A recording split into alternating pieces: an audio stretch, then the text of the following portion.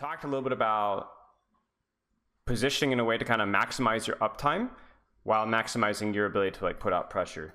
And what I mean by that is like, if you're on a hard flank, you're doing a lot of pressure, right? But if they're able to quickly clear you really, really quickly, then that's difficult.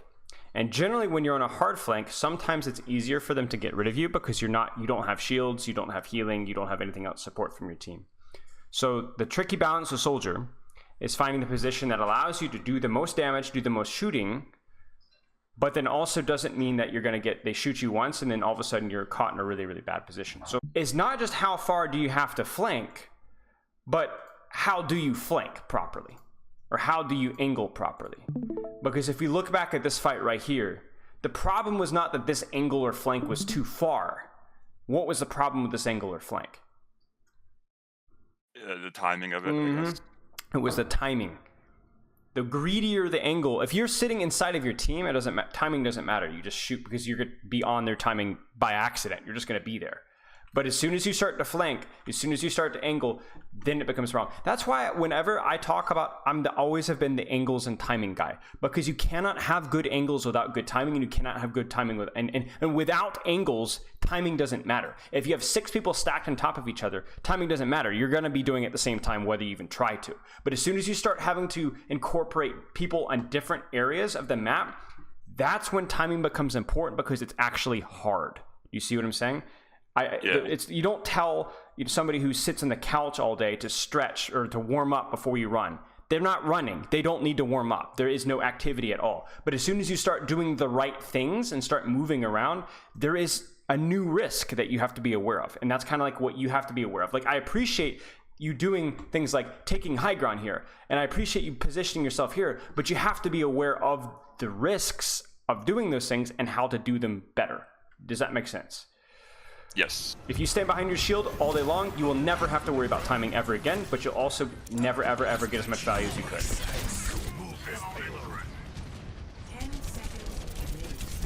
Okay, why does this work?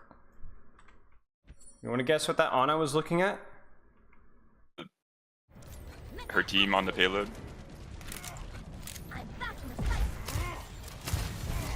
Oh, the monkey, I guess. You see what I'm talking about? Mm-hmm. Like, it's just actually so important as a flanker, is understanding these things. And this is why when you're playing a hero like this, whether it's Trace or Soldier, like anything that takes any sort of flank or any sort of angle, if you're not aware of what's happening with your tank line and with your DPS line elsewhere, you will have such inconsistent success, and it will be a complete accident on whether you make the right play or not. This play is either a complete victory, hard flank success, kill the entire enemy team, or it's an abysmal failure and the entire enemy team just turbo stomps you, right? Or a monkey going in there, it cannot be, oh, that ended up working out. You have to know he's in. You have to know, because that's the difference between feeding or not feeding. It's that simple. And then even like this visor here, right? This visor works because of, again, what's happening elsewhere. Because of what your Cassidy just did, because of what your Winston just did, because of what their Winston just did, because of the fact that your Roadhog is with you. All of these things are going to make you just basically just easily win this team fight. But if you don't get these things right, then you're going to lose. You're going to be a horrible soldier. Well, what's the plan? Get a good visor. Yeah, get a good visor, find a good angle. When do you do it, though, is crucial, because if you do it at the wrong time, what's going to happen? Yeah, it's just not going to get much value. Yeah, you're probably gonna get your head blown off. So I've got you in my sights. Is this visor gonna work? Not the best. Yeah, I would be shocked if you don't die in the next like 5 seconds. And again, it's just the information that you have. Like, I understand that your Cassidy got shot, but he's getting rezzed. Your Sigma Roadhog are about to walk out here. Your Sigma's almost there, but you're taking a 1v6 right now. You see? This can't work. Goodbye. This can't work. Like, this can't work. Like, the best case scenario there, you can say that, oh, maybe I distracted the enemy team and my Roadhog was able to land a hook on Lucio, but that's kind of backwards. Like, you generally want your tanks creating attention for you to get kills. Obviously, there's things like Roadhog Hook and Reinhardt Charge and things like that, but the vast majority of like the actual killing threat comes from your DPS and from the tanks threatening and the DPS killing, especially when you have something like a Visor, right? You don't open with Visor. You let your tanks go in and then you take your flank and then punish them in the backline because they've got no cooldowns. Imagine if we just play this fight out now. 3, 2, 1. Your Roadhog walks out, your Mercy's pocket, your Baptist lamp, your soldier has the angle, and you've pushed out with Visor now. Imagine that. And would it have been worth going, since it's like we're down and it's the last second recontest, to go out even deeper? Yeah. So then I could, YOLO. like one. Yeah, YOLO, like legit, like just get like run out here, smack the Visor down, keep that. Even if you don't get the kill, if you get that Ana Widow looking at you and you're just like jiggle peeking and then keeping him busy, and then maybe just turn on and shoot some tanks and just crouch, whatever. That's a lot of pressure, right? Like, do you think she's going to be healing her team? Do you think she's going to have nade for your tank line anymore? Do you think this person is? Do you think the Widow's going to be shooting at your team at all? No. Like you're gonna by threatening, you're going to put out so much pressure that's going to be able to help your team out so much. But you're dead because you went up by yourself. The further along the line you are in terms of how greedy your flank is, the more important that you get your timing right. Good. And is stuff happening right now? I think so. Their tanks are pretty pushed up. Yeah. The tanks are pretty pushed up. You can also hear, like you just heard, BAP window, right? You can use that as a cue. This Ana should be cooked. This Ana should be cooked. She should die. She almost got you. Good. Look at this. Look at this. Look at this. Is this a good trade for you right now?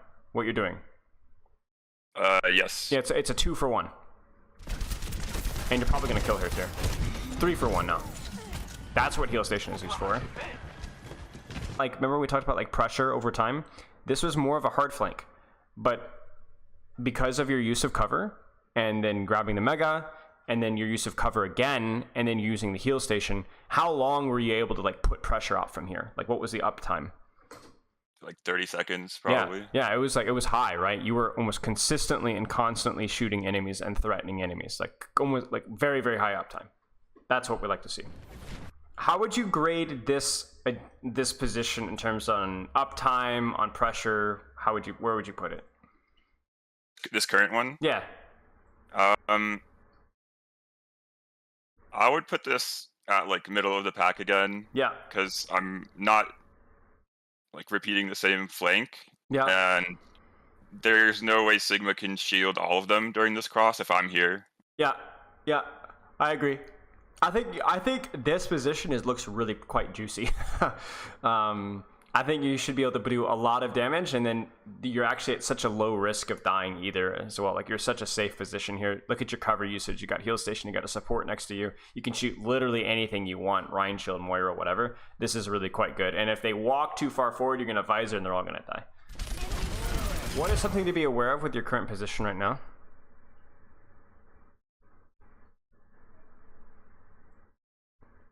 This angle was really good when you initially chose it, but why does it feel a little bit weaker now?